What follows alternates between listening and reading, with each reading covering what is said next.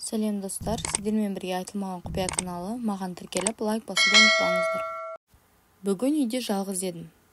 Әпкем жұмыста, ал мен бөлменің терезесінен тыс дүниеге телміріп отырғанмын. Кенет есік қоңырауы шыр етті. Ашып қарасам, жездем. Сәлем Жанерке.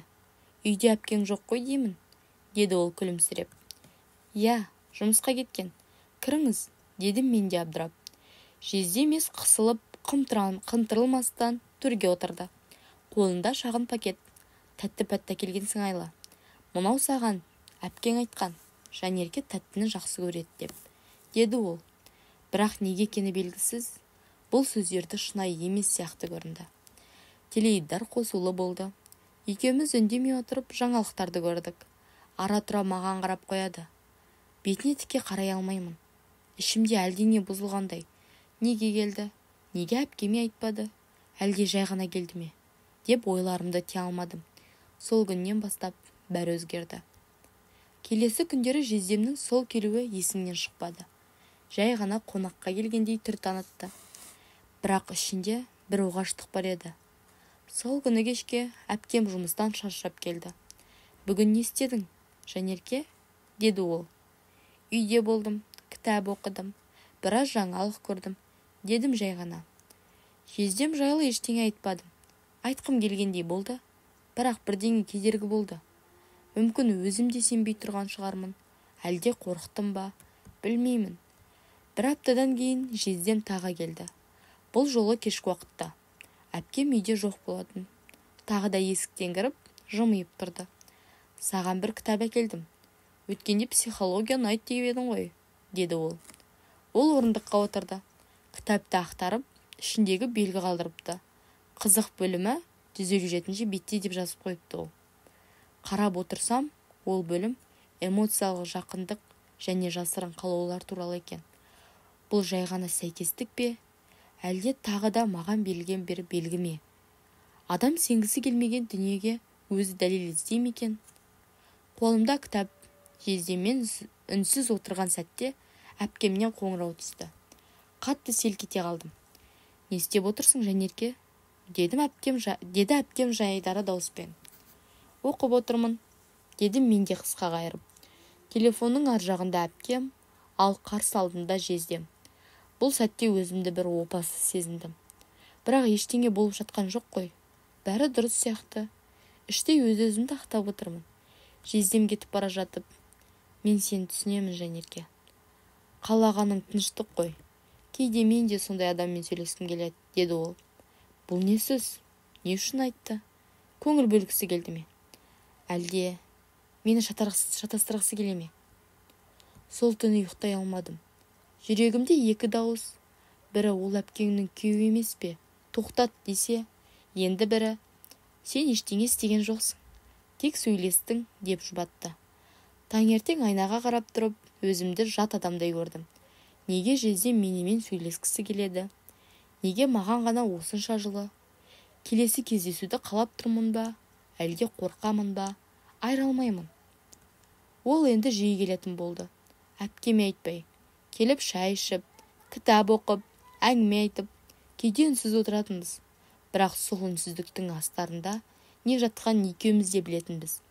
Бір күні ол маған қарап, сен менен қорқасың ба? Деді. Жоқ, бірақ сен мені шатастырасың, дедім ашық айтып. Ол үндемеді, тек маған ұзақ қарады да орнынан тұрып кетті. Бір күні ол ашылып сөйлей бастады. Өзінің әпкеммен ара қатынасы жайлы айтты. Суып кеткенін, махаббат жоғалғанын, бірақ балалар үшін бірге тұрып жатқанын. Сен мені тыңдайсың, сен мені түсінгің келеді. Әпкең ондай емес, деді ол. Мен үндемедім, жаным ашыды. Бірақ білмеймін, жездеме ме, әлде әпкеме ме. Бірақ бұл сезім аяушылық па, әлде басқа нәрсе ме? Оны да түсінбедім. Ол маған жиі хат жазатын болды. Телефоныма ешкімге көрсетпе деген хабарламалар келетін. Оқимын да өшіріп тастаймын. Кейде өзімнен жиіркенемін.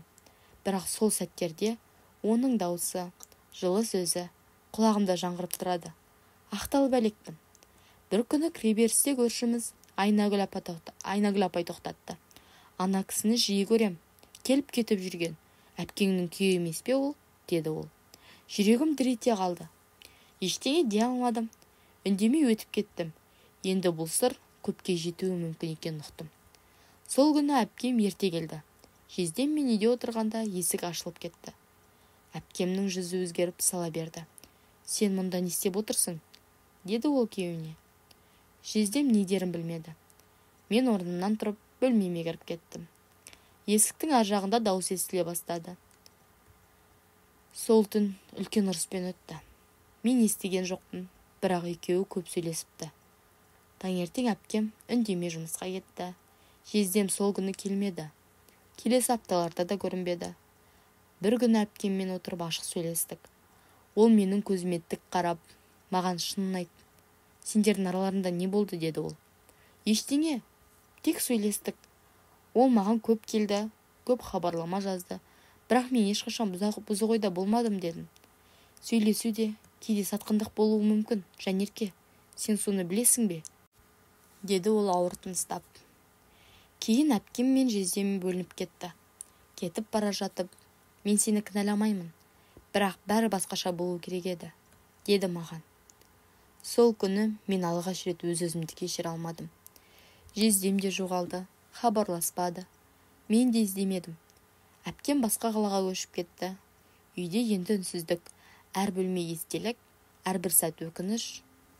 Бір жылдан кейін мен университетке түстім. Психология мамандығын таңдадым. Мүмкін өзімді түсіну үшін, мүмкін өзгелерге көмектесу үшін. Ол оқиға менің өмірімді өзгертті. Ар-ждан, сенім мен кешірім, бәрін сол сәттерден үйрендім. Енді ешқашан ешкімнің сенімін аяқ асты етпеуге өз-өзіме серт бердім. Өз-өзіме уәде бердім. Себебі шындық кеш келсе де, оның ізі өмір бойы қалады екен. Солай мен университетте оқып, өзім жаңа өмір бастауға шешім қабылдадым. Солай университетте жаңа жігітпен таныстым. Әпкем де бірер жылдан кейін басқа күйеуіне үйленді. Ол жездем өте керемет. Ақ көңіл адам. Маған артық сөз де айтпайды, артық қылық та көрсетпейді. Келіп, кетіп, өзінің әпкеммен келіп кетіп жүреді. Мен де өзіме жаңа орта таптым, жаңа достар таптым, жаңа жігіт таптым. Солай мен өзімнің жігітіммен бақытты, әпкем жаңа күйеуімен бақытты, керемет болып кеттік. Бұл оқиғаға сіздердің көзқарастарыңыз қалай?